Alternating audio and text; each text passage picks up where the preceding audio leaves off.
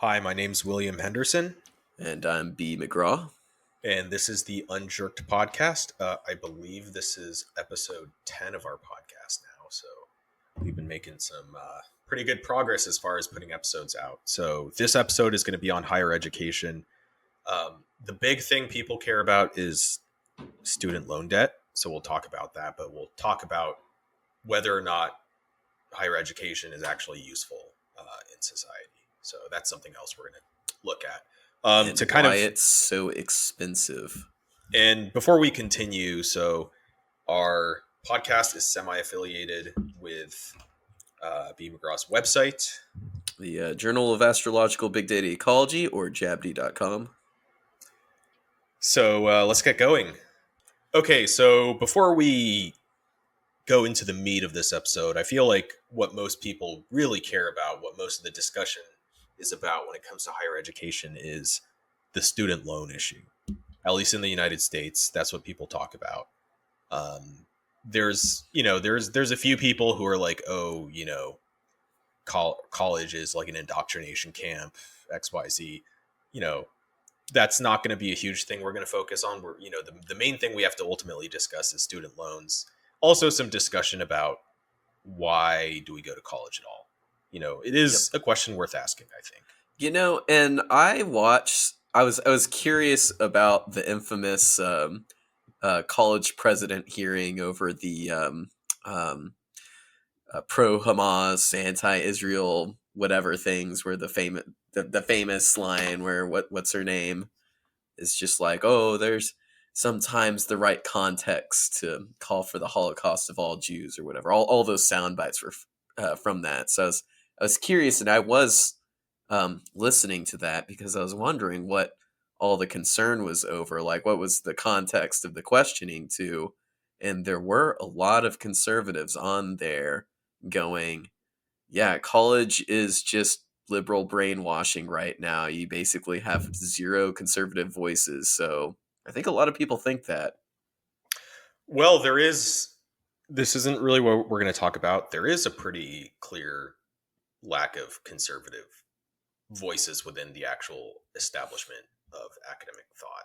I think that's a pretty fair point to make. When you look at, when professors self-identify, what percent of them call themselves conservative or progressive, there's a pretty clear differential. Not really what we're going to talk about. This episode, I really wanted to focus on, like, why does college exist at all? Like, why don't we just stop at high school, or why don't we have like super college? Like, once you finish your We 4-year could college, bring back the guild system.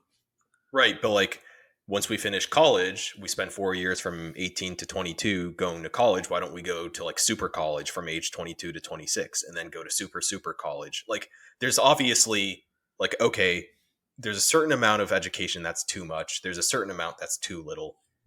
What do the numbers say? Like, why, how much is enough, I guess. Yeah, what is the right level of education? I mean, the answer is it's context dependent, depending on the person, but we can look a little more into it. So the U.S. News, which does a lot of the college rankings, and they kind of are a somewhat reputable magazine or newspaper when it comes to things related to college. They have an article that we'll link to that talks about some of the differences between different models of college. The main one they talk about is European versus US models. So we're going to start with an international comparison, which we do in a lot of our episodes.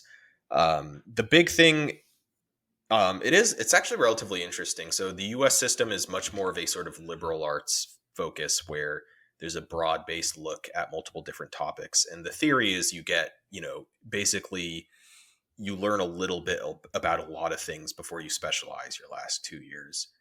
It seems the European model is much more about like specialize as early as possible. I didn't know that. Yeah, so that's kind of one notable difference. The other thing I hear is that, at least I only hear this in the context of Germany, but that they basically pick whether or not you go to college like in high school, and then you're like fast tracked for one direction or another. They do that in Germany. That's Is that later other on. European countries as well? Or is that just So we'll Germany? look at college attendance rates by country later. There aren't any obvious patterns. Obviously, very, very undeveloped countries, who are, the typical countries that come to mind that have very undeveloped economies. A lot of them have much, much lower college attendance rates. But even within very Makes developed sense. countries, there's a surprising amount of variation. And also a lot of post Soviet countries, which, economically are not doing so hot. A lot of them have surprisingly high college attendance rates. So Oh, really? Huh. yeah, so there's not an obvious correlation, interestingly enough. But back to what we were talking about before. So US college is much more generalist. European college or university, um, the difference between college and university, I don't think we need to go into. I mean, they're basically, we use the two terms the same way. They're technically different things, but technically a university consists of multiple colleges, but like, they're basically the same term. Oh yeah, I heard that on the Weird Medieval Guys podcast. They were talking about the first colleges and universities. Yeah, so Yeah. we're going to use those two terms interchangeably, university and college. So universities in Europe are much more specialized, like we said. Also, there tends to be a lot more of a campus life at U.S. colleges, where there's the dorms, there's Greek life, fraternity, sororities, there's sports, there's clubs, there's like this whole thing going on, and some of that exists in Europe, but to a much smaller extent. It's a lot more common for people to live off campus. Um, it's a lot more common for sports to be through sort of independent sports leagues unrelated to college. There's some of that in the U.S. as well. There's like junior leagues. Um, I know in hockey that's a big thing. I know in baseball there's like the minor leagues. Whereas for football, American football, for example, the minor leagues are basically college. Like college is the pipeline. Whereas for other sports, it's less, there's more kind of an independent structure. And it seems in Europe, there's a lot less connection to universities when it comes to that sports pipeline. So So that's there's another. so do they like not have teams, or is it more like usually they're clubs? I don't know to what extent. I'm sure there's clubs, but I think the established sort of NCAA style, very robust college sports culture. I think that Hmm. is not as much of a thing in Europe.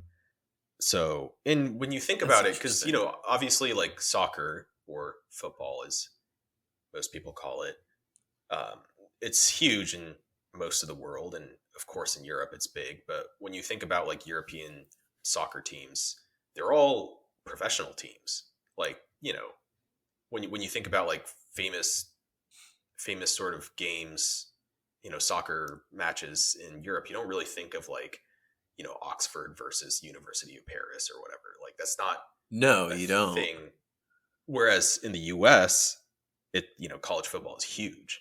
And in It's fact, most of the, almost more popular than professional football. especially I would say in the South, especially, that's probably the case. Oh yeah, So especially in the that's, South. yeah, so that's Well, we another have big no good difference. teams. And, NFL you know, teams. and I would That's I say, never would have thought of sports associated with college as a uniquely American thing. I That's don't think it's interesting. just American, but you do see much more of that in the U.S. I think, and even Greek life. Like there Hmm. are some, there's like the secret order of the, there's like weird secret societies, maybe at certain like colleges in certain European countries, or some sort of weird sort of I don't know, like 19th century thing or whatever. But like when you think about the sort of you know fraternity, sorority, party hard culture, that seems to be much more of an American thing as well. And then campuses in general seem smaller in Europe. They seem to be much more like, okay, there's a college in in the city, and it takes up 2 city blocks or 3 city blocks, and that's the university. Whereas in the U.S., you have these huge campuses that are can be pretty substantial, so they're very different things. Not very different, but they're, more different than you would think at first glance. And in East Asia, there's, a mix.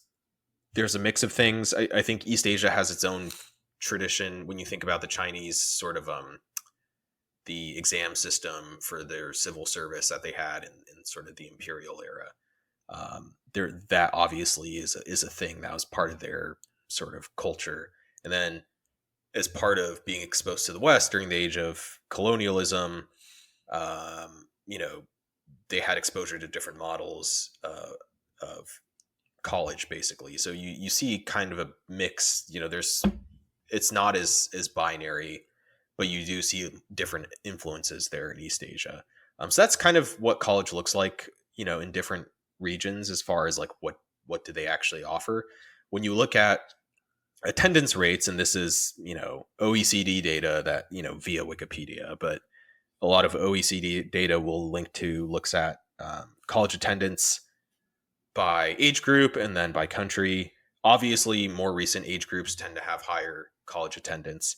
But when you look at, like, for example, highest level of university attendance for, all ages 25 to 64, should we look at 25 to 64 or should we look at 25 to 34? What do you think is more useful for this podcast episode? Ooh, I don't know. Let's do 25 to 34. Okay, But so it is interesting to look at both, I guess. yeah, so we'll look at the younger cohort, basically. So it's basically led by South Korea and Japan. 68%, 59% respectively of 25 to 34-year-olds have a college degree. And that's, even so those are the countries with the highest college attendance rates of that sort of bracket. And so even in those countries, like a third or like 40% of people don't go to college. So that's something that's important to keep in mind when people talk about college, is like a large percentage of people, even in those countries, don't go to college at all. That's just kind of how things are. In the US here, this is mostly like 2014, 2013 Is data. this This is statistic people who have completed college or people that have some college? I believe it's completion. It's completion. Okay. Because you do have a lot of people, we'll talk about later, a lot of people go to college and drop out and never go back. And that's an important thing to talk about. The U.S. is at 46%. There's some impressive people who have done that, like Elizabeth Holmes.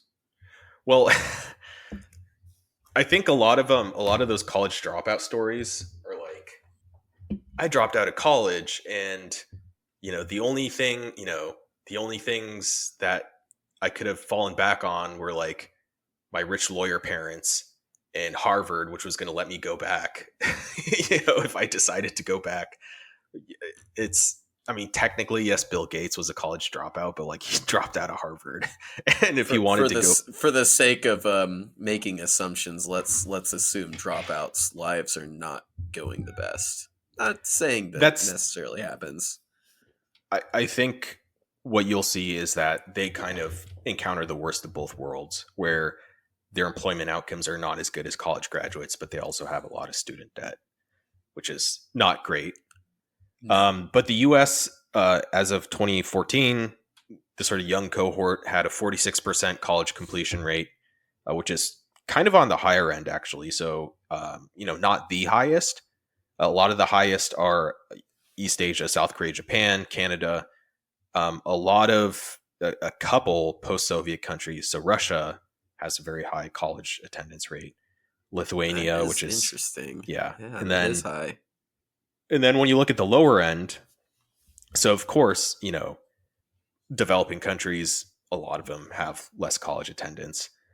South Africa is at 5%, Brazil is at 15%. So that's perhaps not very surprising. A few numbers that are surprising is developed countries that are very low. So Germany is at 28%. So this is what you were talking about before, where they kind of decide early on what track you're ready for. And in Germany, only 28% of people go to college. The flip side is, I believe college is free in Germany, or very, very cheap. And that's another thing to talk about, is like that might be a trade-off if you have free college, is that it's just a Yeah, more limited thing. But a lot of Germany, Czech Republic and Slovakia are both at 30%. So I think, I guess the surprising thing is that there's no obvious trend. I'm sure there's some website that says, well, actually there is a correlation. But it seems like the correlation is not very tight when it comes to college attendance versus GDP, for example. That actually might be something we should look up right now. we should. College. And the interesting thing is, there's a surprising amount of variance. You have developing. I mean, I think Russia's more of a middle income country. Yeah. So I think I think this is almost like, comparing the effect of college on people in the real world too, because just because you don't go to college doesn't mean you're not going to be successful. But I think, like, I bet on average the cultures that have more people go to college are probably going to be more successful, which kind of is the case for people on average. right. It's a high-tailed distribution, I bet. So we actually found some data, basically looking at GDP per capita and years of schooling, and this includes all schooling, not just college. And obviously, there's a correlation at the lower bound. So when you're looking at 0 to 12 years of schooling, the more schooling exists, the higher per capita GDP is. Hard to tell which way which way the causation happens. Is it that Yeah, people? Is it it's pretty noisy, and then you also have oil states skewing it down yeah? on So one end of the when you spectrum. when you look at above 20K per capita GDP, the oil states, the Gulf states, definitely kind of make the data harder to read, because a lot of them have less schooling than you would expect given their wealth level. That's not very surprising. They have a natural resource that explains a lot of their GDP. If you remove those, there's still some correlation, it seems like, when you're talking like above 12 years of schooling, which is anything post secondary. There is some correlation, but the correlation seems to be weak. There's a lot of noise. So I think that shows, yes, there's a correlation, but it's not a super strong correlation when you look at above college, above, Yeah. people who, where the average is above 12 years. It's also hard to tell with this graph because you're additionally going to have people skewing it down in countries that don't have a high school degree or just general schooling, Right. or primary and secondary education, which obviously has some value as well. So it's all lumped together. Right, because this doesn't differentiate between, like, okay, is the lower average, is that because most people don't finish high school, or is it because most people finish high school but they don't go to college? That Yeah. that nuance isn't really explained here. So that's the best data we could find. So next, let's talk about the history of college in the U.S. So it's pretty simple. There's a census white paper, census.gov white paper. Their numbers are a little off from the OECD numbers, but I think what matters is the trends. So maybe they have different definitions, which led to different numbers. But when you look at the trends, that's kind of what we're looking at here. So according to their trends, basically the increase in college attendance as well as high school attendance has been relatively steady over the past 80 years. So in 1940, maybe 5% of adults had college degrees. So it was basically a small minority of adults. And then 25% of adults 25 and older had high school degrees. So like 75% of adults didn't even finish high school. And this is, Crazy. we should do an entire episode on, like, is life better now than it was in the 1950s? Because one thing you see in the discourse a lot right now is that there was this, like, paradise lost. Things used to be so much better back in the day, and now we're completely screwed. When you look at, like, there are small category, like the divorce rate was lower, but the flip side is a lot of that was people, women in abusive marriages who could not get divorced. So is that a good Yep. thing or a bad thing? Exactly. Maybe if you're getting abused, maybe getting away from that person is probably better. Not even maybe, of course, that's the better thing to do. is, Not even you maybe. know, so so there's that. And then, when you look at home ownership rates, when you look at, longevity, I mean, things were honestly not that great back in the day. But in this category, No. especially, like most people didn't even have high school degrees back then.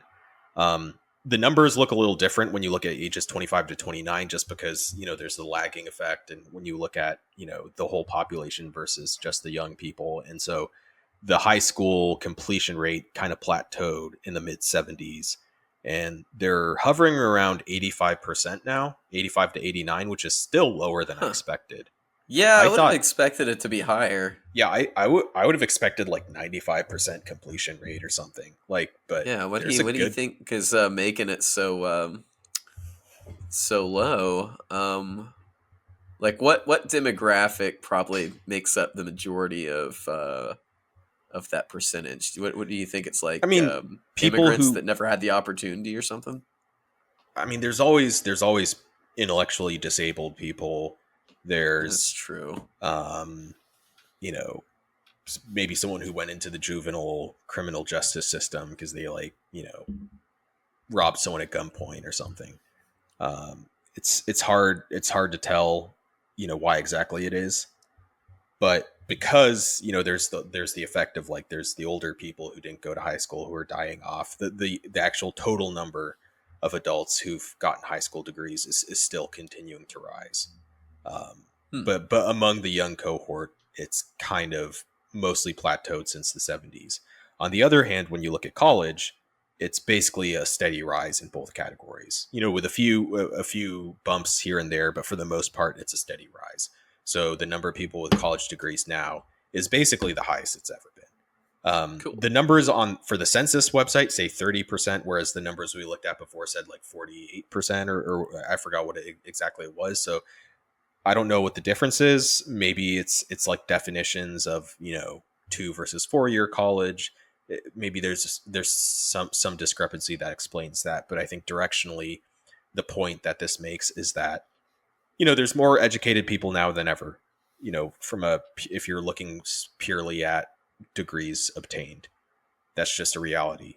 You know, and next we're going to kind of look at what the purpose of higher education is. So tertiary education. So secondary education is high school. Tertiary is universities. And then beyond that, there's, professional degrees, masters, PhDs, but that's not what we're going to focus on. I mean, frankly, that might be another interesting episode is like, are PhDs worth it?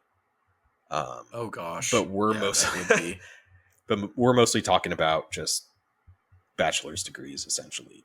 So first, primarily. You yeah, so could first, maybe make an argument for master's degrees because there's a lot of professional jobs that require master's degrees now. But yeah, primarily well, undergrad. yeah. So what are the purposes of college? So there's three arguments that are made. One is that they're research hubs. Two is that you have better life outcomes, financially speaking, and Ooh. otherwise. Can I do the circle jerk answer first? Sure. Um, to show that you are part of a higher class. I mean, that kind of ties into the life outcomes thing. And we'll talk a little bit later about signaling versus actual increase in human capital. But that's part, I mean, because people who go to college, they kind of mentally consider themselves part of the sort of college. You consider yourself a college graduate, and that becomes part of your identity.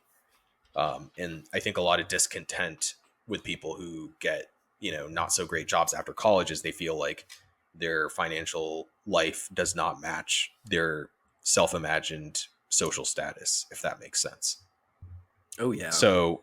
So part two is better life outcomes, and then part three is essentially the sort of hoity-toity answer is that you create more informed citizens who have better critical thinking skills and have a more well-rounded view of the world, et cetera, et cetera, which is kind of what academics would say about why you should go to college, basically. So when it comes to research, we did an episode on R&D, so you should listen to that. The basic answer is yes, universities are the hub, especially for basic research.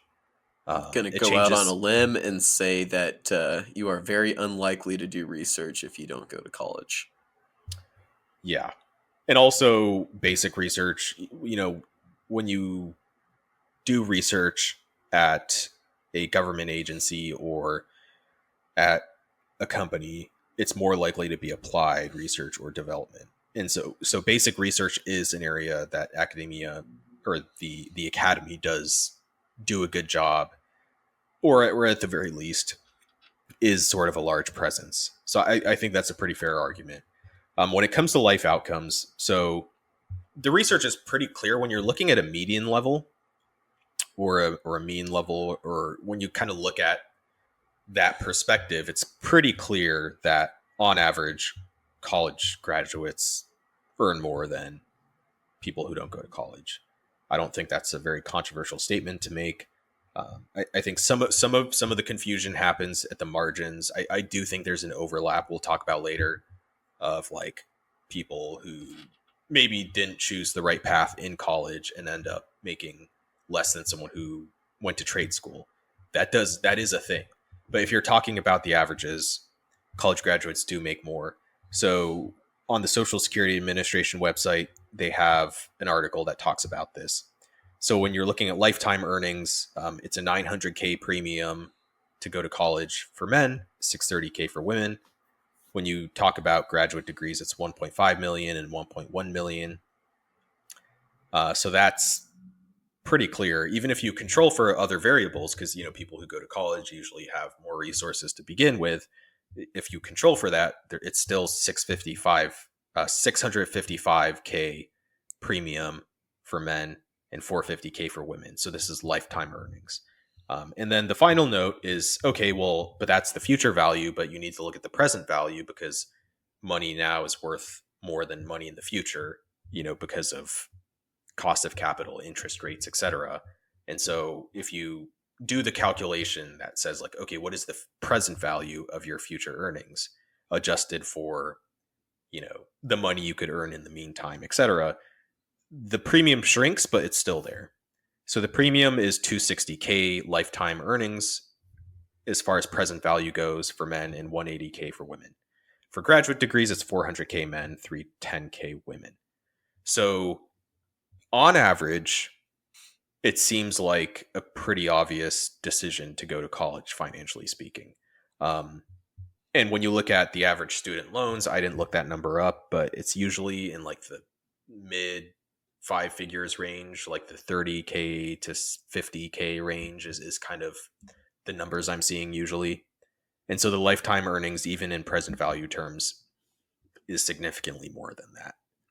So, that's clearly a notable benefit. When you're looking at, okay, are there other, life outcomes other than just salary that matter? When you look at unemployment rate, according to Pew Research, the unemployment rate, if you have at least a bachelor's, is 3.8%. If it's high school graduates only, it's 12.2. If you have some college, it's 8.1. So it seems like people who do some college kind of fall in between the two when it comes to life outcomes. And when you look at how, what percent of people live in poverty, people who didn't go to college are more likely to be in poverty. So those are a few other notable stats to look at. And this here is interesting when you look at, okay, what are the lifetime earnings, or maybe the I believe these are median annual earnings actually. And what you see here is the difference was always there starting in 1965, but the median earnings of people with college degrees has been going up since the 60s, and for people who did not go to college, the earnings have been going down actually since the Hmm. 60s. So that kind of makes me wonder, in the big debate, which has not been resolved, is how much of college is just signaling. Basically, you're saying, I got good enough grades in high school, I'm organized enough, I'm conscientious enough, that I can go to college and complete it without dropping out. And Well, how not much of it, just that, but you are part of the elite. You're not some poor, untrustworthy person. I mean, I don't know if people really feel that way, but, you know. So I think one thing this data makes me think, like, why would people who only have high school degrees, why would their salary be going down over the years when GDP is going up? When you, for the most part, the economy is bigger than it was in the 60s.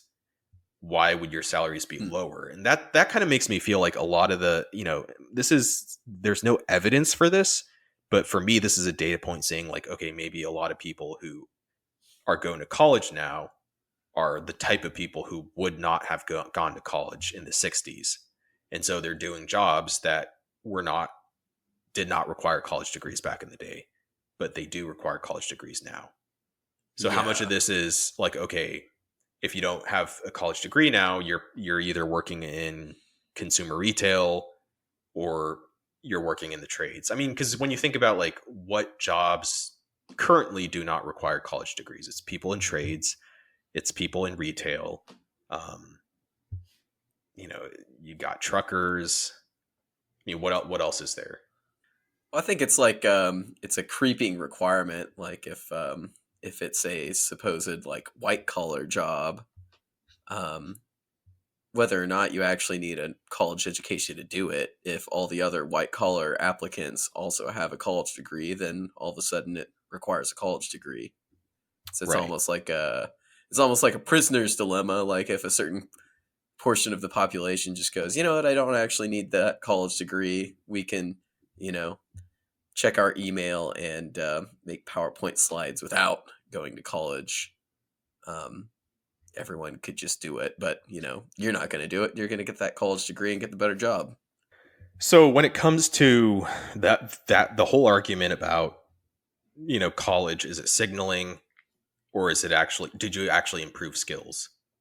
You know, I looked into it and there's just no conclusive research. There's a few people who took a stab Really? at it, like this guy, in 2008, Economic Returns to Higher Education, Signaling versus Human Capital Theory, an analysis of competing theories, from this professor whose name I can't pronounce, but he was a professor at Illinois Wesleyan University. And he comes up with like a theoretical structure of how to measure this. But basically, the end result of his paper is like, essentially, I couldn't find an ultimate solution to this question. And so You mean someone published a negative result, as in they didn't find an answer? That's surprising. rare. Wow. That's kind of cool. So he looks at, motivational measure, labor market earnings, IQ, etc. And it just was inconclusive. There's another paper, Human Hmm. Capital versus Signaling is empirically unresolvable. Well, the answer is right in the title right there, by Nick Huntington Klein. And where did Nick Huntington Klein teach? California State University, Fullerton. So Cal State Fullerton. I guess it's got to be really hard to measure this just because everything is so highly correlated when you're in a culture where if you are a capable person, then there's the expectation that you go to college. Yeah. I mean, so the thing is, like, the people who do the best in high school are the ones who go to college. So you're already looking at a group of people who are more academically oriented than people who don't go to college. And then once you have that divergence of sort of life trajectory, you have separate life experiences. And so it's just, I mean, how do you measure the difference? It's tough. So basically the research is, it's inconclusive. I mean, I think the answer has to be in the middle, of course. Because if college really was I think one point is, if college really was this like amazing thing that's great for everyone, then every single person should go to college. But on the flip side, I personally know people who are just not oriented for academics, and it's just not what they're Yeah. good at. And also, you do need, like, you need tradespeople. Like, that's an important thing to have, and it makes no sense to have tradespeople go to college. So you spend 4 years going to college, and then you end up getting a job as an electrician. That does not make sense to me. And so the college attendance rate can never be 100% or even 90%. The high school rate's not even 90%. So Well, I think it's not. It wouldn't be horrible if like everyone went to college and then just did it afterwards, or did a trades job afterwards. It's just, I think you get a disconnect when people graduate and then there's this classist understanding that they have that, oh, well, I wouldn't be able to be an electrician because I'm meant for greater things. I didn't go to this 4 years of college just to do this job. I still think there's costs. I mean, because there's cost to college. There's tuition. So there's There an obvious is. direct cost. And then there's also And then there's opportunity time cost. cost. Yeah. There's Oh, four yes, years that that too. yeah, 4 years where you're not making real money. And so if you do college for 4 years, you pay a bunch of tuition and you don't make money for 4 years. And then after that, you go into the trades and become an electrician. I don't think that makes a lot of sense. I think you paid a huge cost up front, and the end result is like, I could have done this anyways. And this is like, again, like, I could not find research on, because the research is like the median outcomes are better for people who go to college, but how much of that is caused by college and how much of it is, well, these are people who would have ended up in those jobs anyways if fewer people went to college. Because like we said before, 5% of people went to college in the 1940s, but you still had, and back then college was basically for people who became doctors, who became lawyers, who became engineers, and who became professors. Those are people who went to college. And then if you're talking about like the political elite of the country, they would go to like a bunch of Ivy League school type places. And so a lot of the sort of famous politicians from the 20th century went to these fancy schools. And so that's basically what college was you either became one of these like 4 or 5 professions, or a professional in one of those professions, or you were, someone who was entering the social elite at one of those elite colleges. And everyone else didn't go to college. Like, people, if you were going to be an insurance salesman, you wouldn't go to college. Most businessmen didn't go to college. Yeah. A lot of jobs now, like, people who work in HR, or people um, who were, all sorts of administrative positions.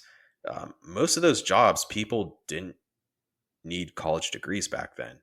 And now most of those jobs, I think most white collar jobs, as a general rule, you need to have a college degree to realistically be competitive in the job market. And, you know, part of me wonders how much of that is actual value add. How much of that, Yeah. or is that person's life outcome really that much better because they went to college? If back in the day they could have gotten the same type of job without college. It's an impossible question to answer, really, because you're talking about a counterfactual. What if society progressed in a different direction? What I see in Germany is, you have a country where only 28% of people go to college, and they're the strongest. They're going through a recession soon now, I believe, but as a general rule, they're the strongest economy in Europe, and so it seems like they pull it off. You Yeah. know, Well, I mean, that's kind of the question is, are there any studies looking at some of the other cultures that are comparable but have a lower college attendance rate, um, Mhm. studying life outcomes? Because that almost sounds like a natural experiment. Yeah. All right, so that is it for part 1 of our episode. We will see you next week for part 2.